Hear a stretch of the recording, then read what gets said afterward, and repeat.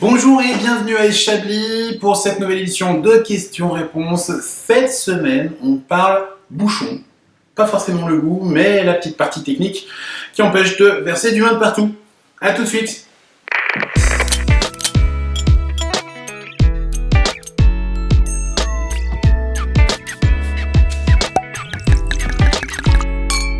Bonjour et bienvenue à Chablis, j'espère que vous avez passé une très belle semaine, un magnifique week-end.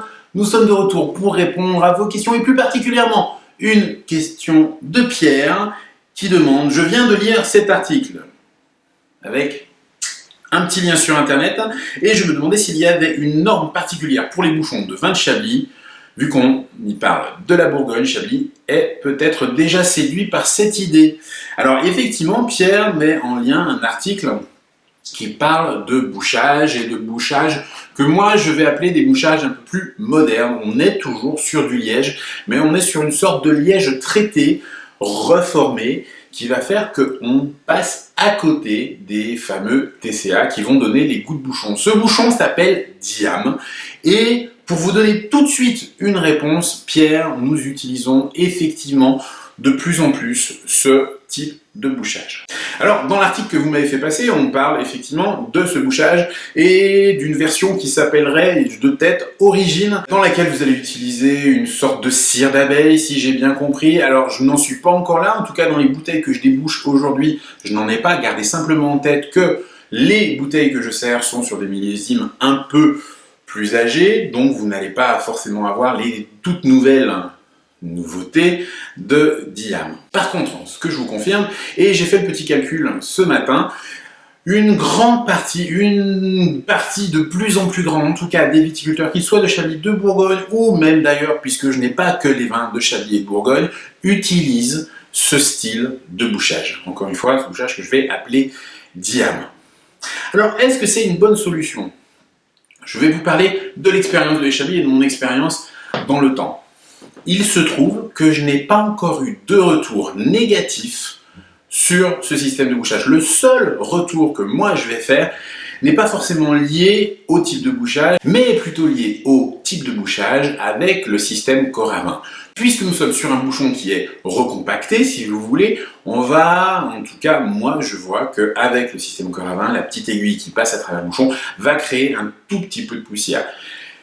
Ça n'endommage pas le vin, ça n'altère en rien ses qualités, c'est simplement quelque chose que je dois prévoir et donc je filtre un petit peu les vins avant de les servir à mes clients pour éviter qu'ils aient la désagréable surprise d'avoir ces toutes petites particules de bouchon dans le verre, ce qui n'est pas du tout plaisant. En dehors de ça, je n'aurai rien de plus à dire, je fais confiance et entière confiance aux viticulteurs pour faire le bon choix, un bon choix technique pour leur vin. Maintenant, n'oubliez pas qu'il existe plusieurs types de bouchage et nous avons des bouchons très classiques, le liège traditionnel qui vient en un seul morceau, mais qui va être aussi de différentes qualités suivant votre fournisseur et suivant l'investissement que vous souhaitez mettre dans ce type de bouchon. Donc un bouchon liège n'est pas forcément lié à la qualité, mais n'est pas forcément lié non plus au goût de bouchon.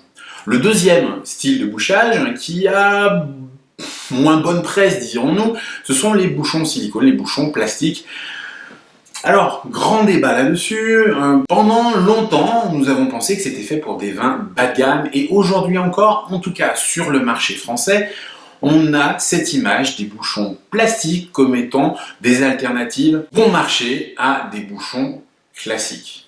On reviendra un petit peu là-dessus plus tard. Un autre type de bouchage est la capsule vis.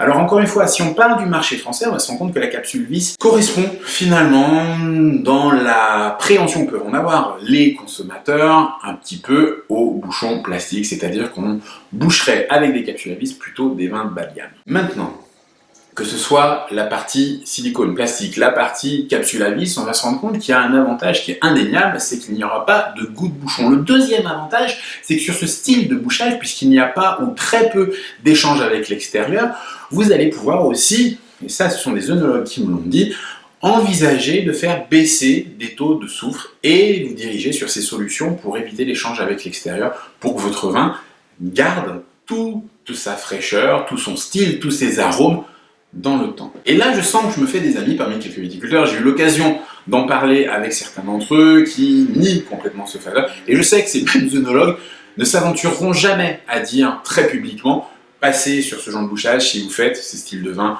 plutôt verts. Bon, c'est encore une fois un grand débat. Moi, je me fie un petit peu à ce que je vois en cave, ce que je vois sur l'évolution des vins. Pour mémoire, 2 de mes vins les plus chers, que ce soit sur les Chablis Premier Cru et les Chablis Grand Cru, étaient en bouchage capsule vis et fonctionnaient très très bien. Mais c'est vrai que les acheteurs étaient plutôt étrangers que français. Maintenant, l'argument, c'est aussi de dire que sur ce style de bouchage, en tout cas la capsule à vis, quand c'est bien fait et quand les cartons qui viennent avec sont appropriés, fonctionnent bien et limite absolument le côté goût de bouchon sur une bouteille qui va coûter 100-150 €. C'est plutôt pas mal. Un petit nouveau, qui n'est pas vraiment un petit nouveau, c'est aussi le Vinologue. Vous savez, c'est ces petits bouchons en verre qui sont en train d'essayer de percer sur le marché. Je n'ai malheureusement pas de retour aujourd'hui, en tout cas sur le marché chablisien, à ma connaissance, c'est très peu, voire pas utilisé, comparé à naturellement le bouchage à vis qui existe un tout petit peu, le bouchage traditionnel qui est naturellement présent, et encore une fois, le bouchage diam, pour répondre à votre question, qui prend une part de marché de plus en plus importante. Alors regardons quand même un tout petit peu différents aspects. Vous allez avoir d'un côté les aspects techniques. Un diam, un bouchon traditionnel, un bouchon silicone ou encore une fois une capsule à vis répondent à des demandes techniques, c'est-à-dire pouvoir obturer une bouteille et faire en sorte qu'il n'y ait pas de goût de bouchon. C'est quand même l'objectif pour vous en tant que consommateur.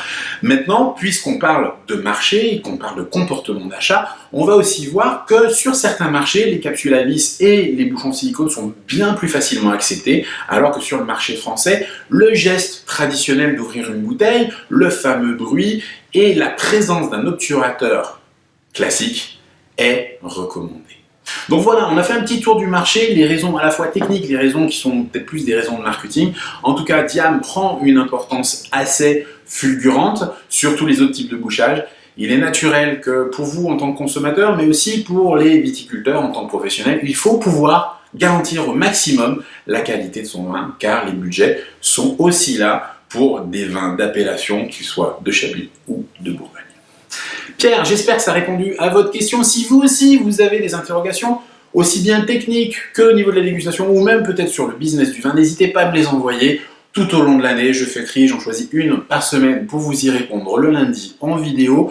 Vous pouvez naturellement, si vous le souhaitez, suivre Chablis sur les réseaux sociaux avec YouTube, Twitter, Instagram et, est-ce que j'ai parlé de YouTube ? On va parler de Facebook, de YouTube, de tout ça. Vous pouvez suivre, il y a une chaîne avec plein d'informations, des formations, des dégustations, toutes ces petites choses. J'espère que vous allez passer une magnifique semaine. On se revoit très très vite à Chablis. D'ici là, n'oubliez pas de déguster. À bientôt!